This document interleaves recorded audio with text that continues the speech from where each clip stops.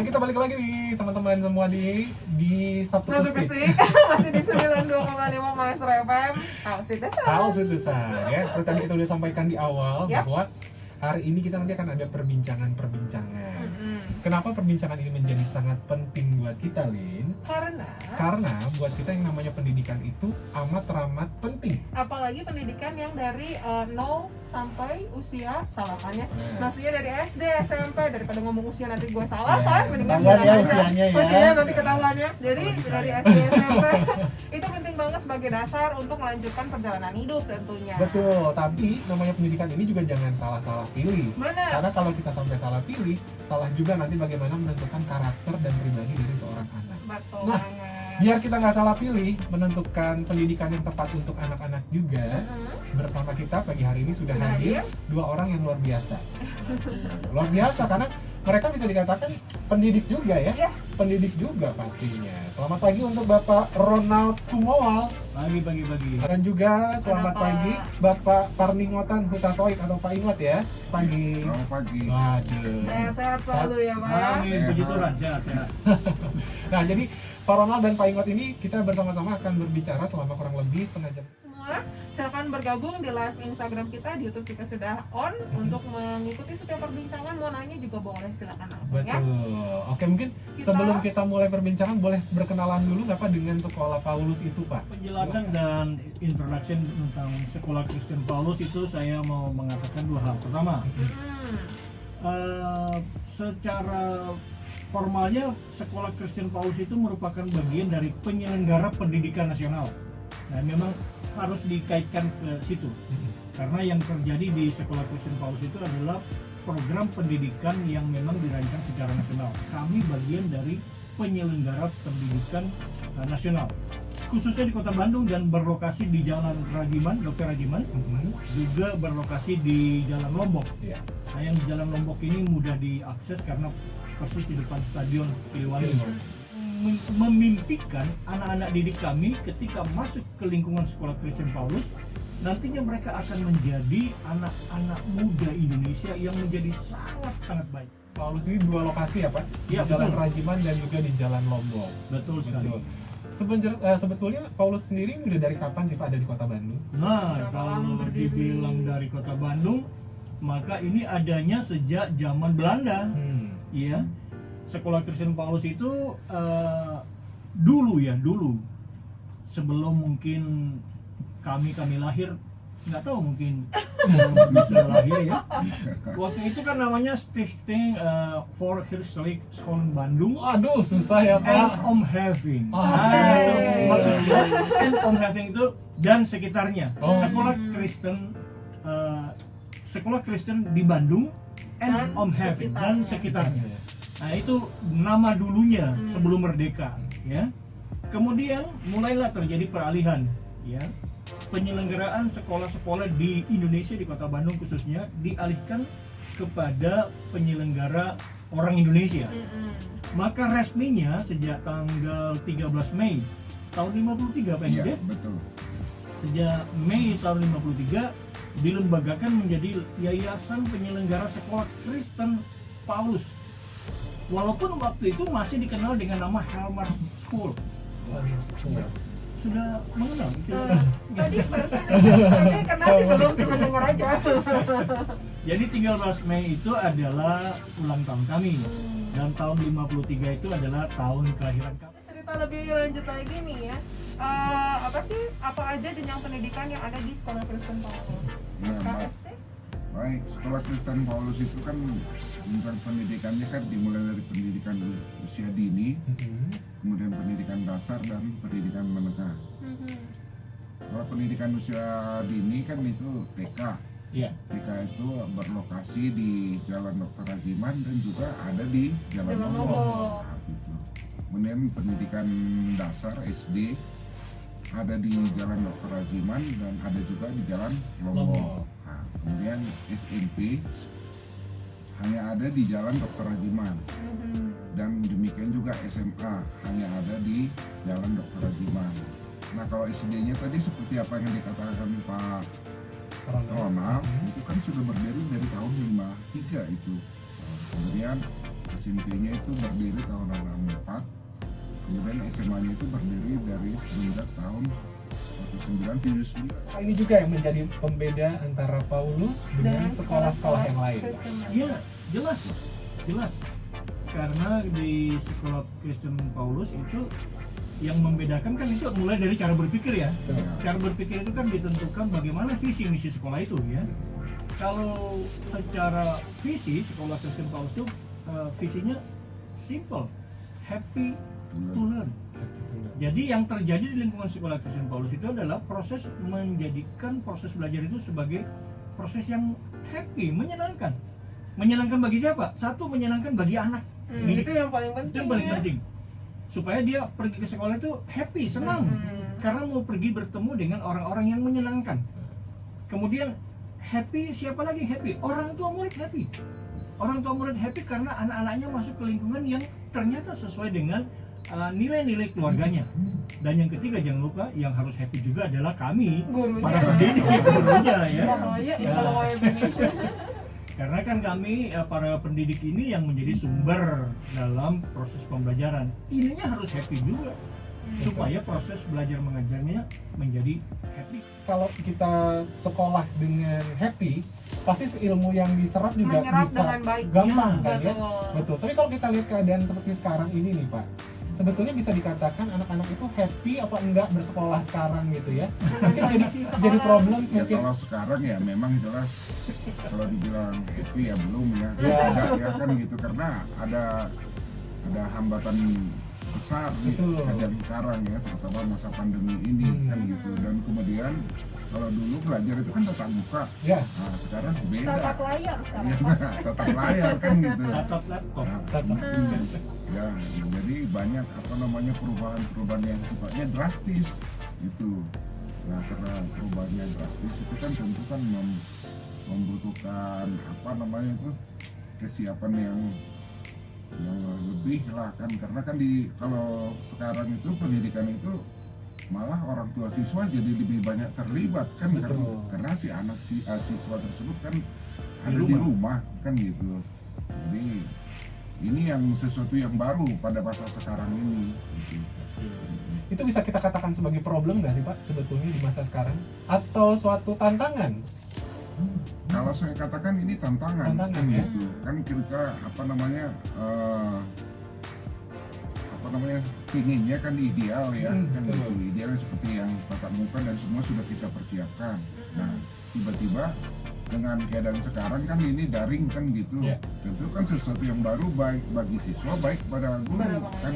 Ya, guru juga harus terbiasa dengan menggunakan laptop apa semua kan itu. Demikian juga siswa kan gitu. Ya mungkin siswa anak-anak sekarang kan termasuk golongan milenial, yang lebih mudah ya. Ya mungkin hambatannya di gurunya kan gitu kan, karena nggak semua Bisa menggunakan bisa elektronik menggunakan ya? itu dengan mudah kan gitu. Gitu. Tapi kalau dibilang sebagai problem, ya memang benar. Mm-mm. Karena apa? Karena yang kejadian saat ini adalah kejadian yang di luar rencana awal.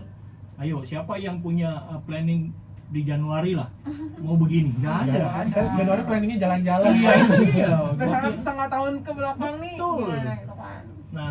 Nah saya masih ingat tuh kan waktu itu kan ada ujian nasional. Ah, Itu betul. ujian nasional kan tatap muka. Tiba-tiba kan masuk pandemi ini kan tatap muka kan di ini sekitar bulan awal April itu kan gitu, tidak boleh tatap muka. Nah di situ tuh ya terjadi perubahan drastis Iya. gitu. Di situ yang apanya Jadi tantangan sendiri. tantangan sama kita itu. Membuat kita justru semakin bersemangat ya. Ya. Karena ketika menghadapi problem kan orang cuma dua pilihan, satu nyerah, dua bersemangat. Dikatakan ini sesuatu yang istimewa bagi siswa yang lulusan tahun 2020. Iya. Angkatan COVID ya Pak? Angkatan COVID, lulusan Iya, COVID. mudah-mudahan tidak terulang. Jangan terulang kembali ya. Jadi untuk menghadapi ini ke depannya, apalagi sekarang udah memasuki pelajaran baru ya. Ya, Iya. Nah, kira-kira apa saja sih Pak inovasi-inovasinya Pak? Ada apa ya, jalan keluar apa sih yang akan disediakan oleh sekolah Karena Paulus? mau nggak mau kan harus terus dipacu kan kita ya. Betul, Karena kan betul, kita betul. tidak bisa menunggu ini selesai, tapi kita yang harus maju gitu kan. Betul. Ya, begini.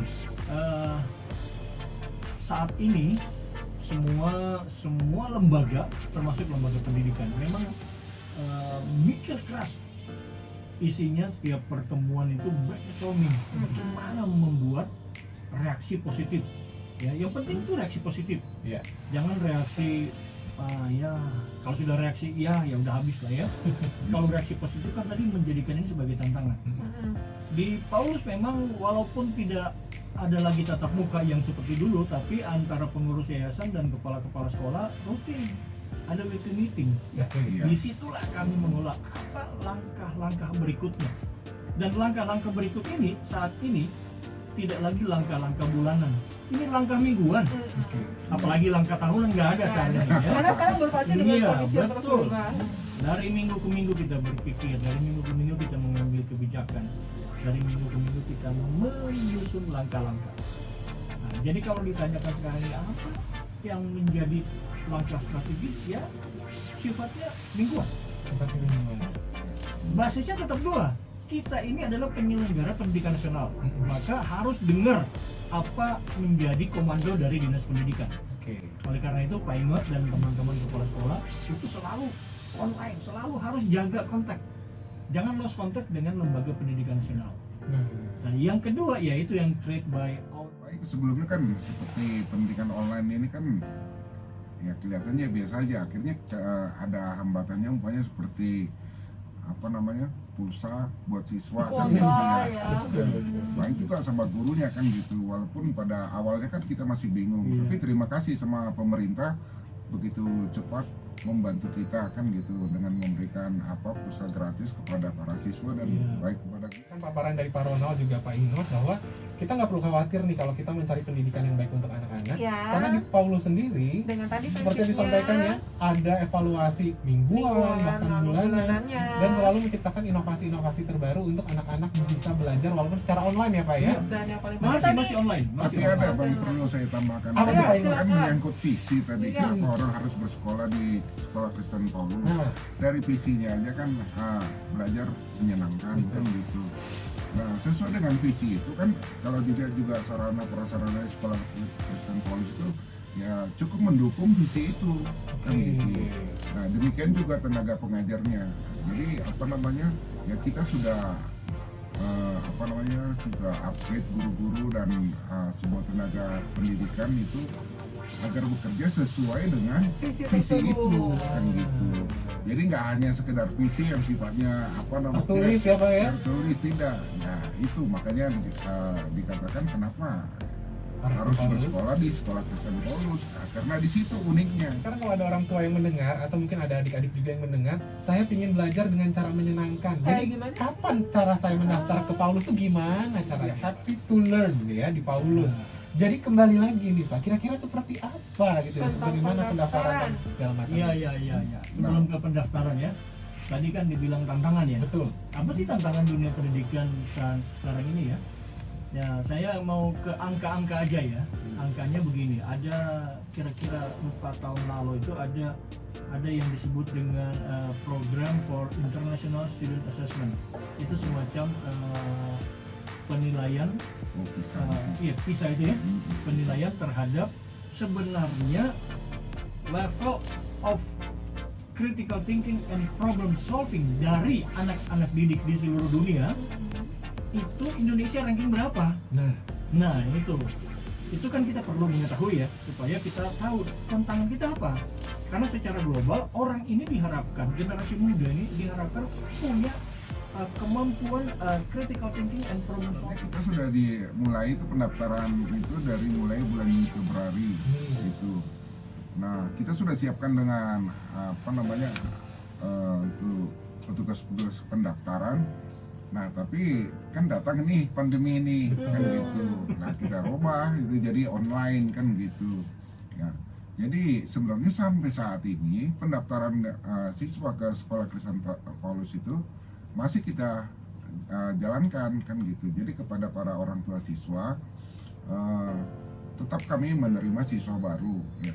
Apalagi sekarang masih banyak tuh siswa yang usia SD atau SMP maupun SMA yang belum Mendaftar. mendaftar di sekolah kan. Masih berjalan. Caranya untuk mendaftar gimana nih Pak? Website. Di Di website ya. Paulus mereka pingin datang ke sekolah, ya silakan saja, kami tunggu di Jalan Dr. Rajiman 11. Teleponnya itu 421-8807 atau langsung ke SMP SMA. Atau di Kalau Rajiman, SMP ya? SMA itu Jalan Dr. Rajiman. Rajiman. Teleponnya 426-4803. Waktunya Nah, waktunya pada jam sekolah lah kan gitu ya. Karena petugas kami itu ada di sekolah dari mulai jam 9 sampai jam 2 kan gitu. Nah, kemudian juga ada juga di Jalan Lombok ya, atau bisa menghubungi telepon 4200-244. Apapun ibu bapak akan datang ke tempat kami, silakan, welcome. Saat ini pun juga ibu bapak sedang mendengarkan dan putra putri ibu bapak sekalian belum terdaftar, mari dengan sukacita kami mengundang, mari mendaftar di lingkungan Sekolah Kristen Paulus mulai dari TK, SD, SMP, dan SMA. Betul ya. Karena ya belajar itu menyenangkan betul, gitu ya. Iya. harus ditanamkan. Lebih menyenangkan lagi kalau kita belajarnya di Sekolah Kristen Paulus. Paulus. Amin. Puji Amin. Tuhan. Tentu Emang mungkin demikian. ada closing statement nih dari Pak Ronald dan Pak Ingot juga nih untuk orang tua dan Ya, juga untuk sekarang. anak-anak yang mendengarkan. Gimana? Iya.